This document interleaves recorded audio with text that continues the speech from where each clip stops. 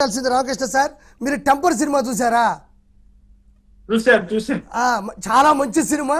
చివరికి అద్భుతమైన క్లైమాక్స్ ఉంటుంది. ఇక్కడ మీరు ఇందాక సెల్యూట్ కొట్టాలని జగన్మోహన్ రెడ్డి అన్నాడు.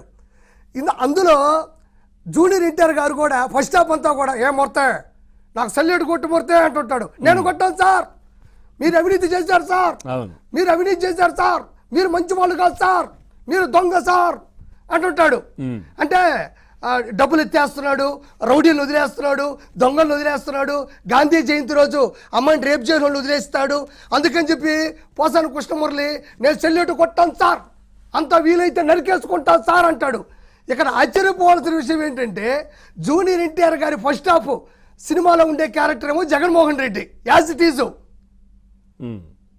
సెల్యూట్ కొట్టబోతే నన్ను పొగడబోతే అంటుంటాడు. ఈయన నేను కొట్టాను సార్ అంటాడు.